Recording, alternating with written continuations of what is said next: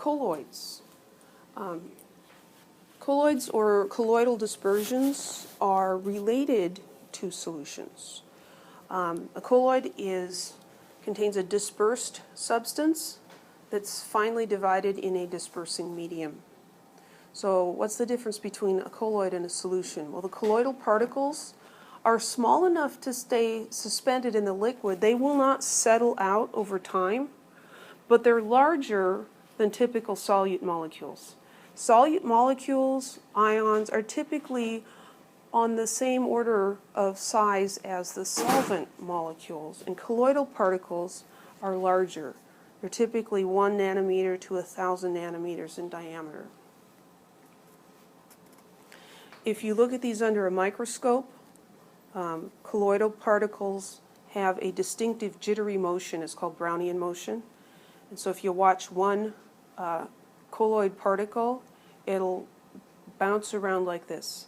And the reason it does that is it's colliding with molecules in the liquid. We talked a little bit about soap and how soap works.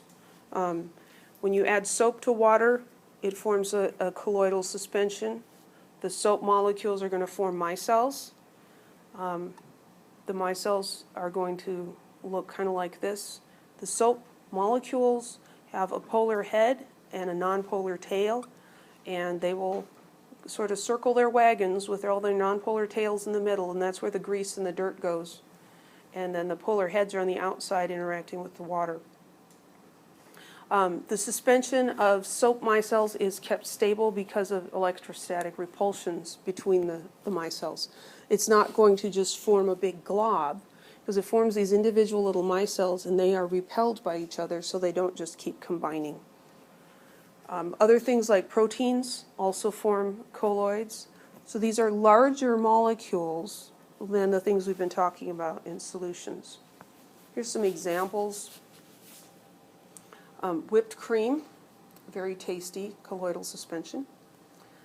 You've got air bubbles in butterfat. Yum. Fog is water droplets in the air. Smoke is going to be solids in air. Milk is fat globules in water. You know, you can't see through milk. Why can't you see through it? Because it's a suspension and the particles are large, relatively so. So for colloids, we have what's called the Tyndall Effect. Colloid solutions or colloid suspensions will scatter light. So milk scatters light big time, so much that you can't see through it. Have you noticed that skim milk looks a little more transparent than whole milk? All the fat's gone. There's still other stuff suspended in there, though, proteins, right? So it's still opaque, but it looks a little bit more clear than whole milk does. So here is a light shining through two liquids. They look clear, but when you shine the light through this one, you can see where the light is in the solution. That's the Tyndall effect. Because the colloid particles are large enough, 1 to 1,000 nanometers, they are on the order of magnitude of the light wavelengths, and so they will scatter the light. So you can determine if something is, pardon me? Is it a particle or a wave? Yes.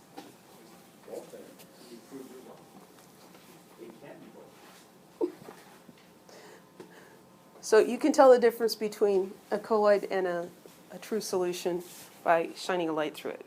If you see the beam, it's a colloid. A true solution, you will not see it. Here is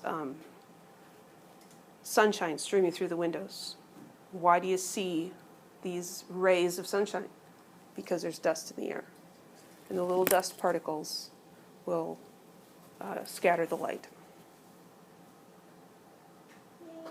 Yay! Do a happy dance.